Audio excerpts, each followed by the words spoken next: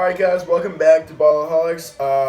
BTV covered the last two home games for men's basketball. Two losses against Maine and Stony Brook, which drops Binghamton down to 2-9 in American East Conference play and drops them down to 9th and out of the playoffs. Kush, that last game against Stony Brook, the Seawolves, it was a close game and against a really good team. Was there anything positive you saw in that game at all? Yeah, of course. So, and one positive thing I saw was Sam Sessoms bringing the entire game up. He was carrying his team. He was bringing on the heat. He made and that was when we also found out about his the 1,000 point career record. Yeah, that was huge. That was Sam Sessoms. If you didn't see, has 1,000 points in his career now, or over 1,000 points in his career now, which is it's the quickest a Binghamton basketball player has ever done it, and it's the seventh time a American East Conference player reached that foot as a sophomore. But going back to the Stony Brook game, Sessoms played well. I mean, he had a double-double with 10 assists, 22 points. But to he had 10 assists in the main game. But regardless, so Richard Caldwell actually stuck out to me. I mean, he scored 17 points on 50% shooting and 50% from three. And in that Stony Brook game, they shot 24% from three. They just kept going to the three, and it wasn't going really well for them. So late in the game, they had to go adjust in the paint, especially Tinsley with those kind of, I would say, like mid-range shots that he was shooting pretty well in. But yeah, I think they really just got eaten alive down low as that's kind of been the pattern of behavior, what's happened with them. Mm-hmm. But yeah, I mean, now they're in a position where they're 2-9 American East Conference play, and just lost to Maine, who at the time they were tied with, and that game puts them down to the 9th seed. Maine goes to the 8th. The top 8 teams go to the playoffs, and now they're 1.5 games back as Maine is 3-8, Bing is 2-9. They got 5 games left. They got Vermont next. That's a tough win or a tough loss. But then they got UMass Lowell, UMBC. I mean Hartford. These are winnable games, and then New Hampshire to close out the season.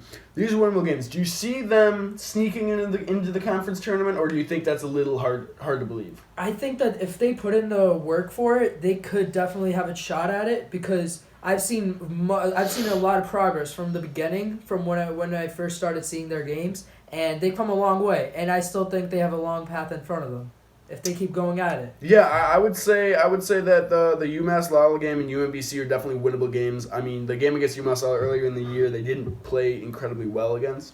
But looking back, I mean, you have 2 home games after this Vermont game, which most people would assume is a loss. If they can shock the world, that would be amazing. But after that game, then they have 4 winnable games against teams that are below 500 in conference play as well. So the UMBC game and the UMass Lowell, I think those are important because if they win both of those, then they're in an incredible position to close out the season at UNH to end the season. I think if you win if you win out at home and then you win one of the 2 games away, which are the last 2 games of the season, you get in. I think almost certainly you get in because I don't think Maine is that good of a team. Obviously, they beat us. But again, that was one of those games where they kind of ate us alive down low, shot better than us from 3 at 40% from the strike. That's one of those games where it's like, you look back on it and you're kind of like, how did we lose that game? And it's just they couldn't miss. They were high at the right time. And after the game, Coach Tom Dempsey was saying that he was happy that his team was playing with confidence, which is a good thing. I mean, they're a young team. Outside of Caldwell and Sarr, most of their guys are pretty young, freshmen and sophomores. And I would say that going forward, yeah, even if they don't make the tournament this year, it could be, cause for concern.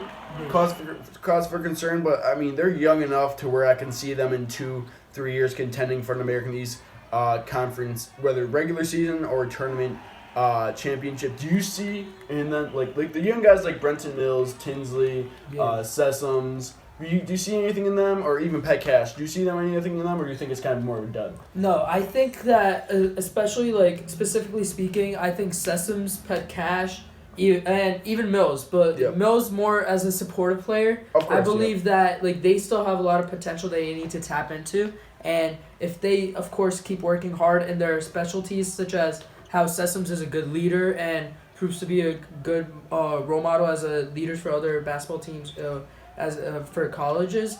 And I think that if he keeps working hard on becoming a more of a shooter as he is currently and becoming a team player, he can become much better player on the court.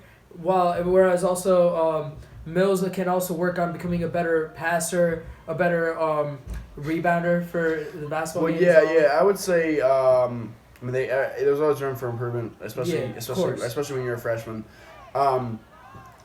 But I just want to highlight Richard Caldwell Jr. real quick because he is a senior and he, I assume he will be leaving after this year, because he's a senior. Unless he wants to, graduate transfer. I'm not exactly sure if he's gonna be able to do that or not, but. He had an incredible game against Maine. 20 points, shot over 50% from the field, and then comes to Stony Brook, scores 17 points, 50% from the field. And that when Binghamton I feel like when Sessoms isn't shooting well, Caldwell is shooting well. So I feel like it's one of those things where it's like they're the two leaders of the team, and I don't know, Sessoms is averaging more points and all that, but Caldwell's really stepped up. Although they're not still winning games, but he has definitely stepped up, and I think that's huge for the team, especially as a veteran leader. Overall, I'd say Binghamton, they're not in a great position. They'd much rather probably have won that game against Maine, but at the end of the day, they're still technically, mathematically in it, and anything can happen. College basketball is crazy. And even if it doesn't happen, they're young enough for the next few years. So, I'm excited to watch the next few games. I don't know about you, Kush. Yeah. But that's me, Ian Mills, and Kushal Shah signing off from Delaware, the Delaware Hall and Bing University. Yes, sir. Let's go.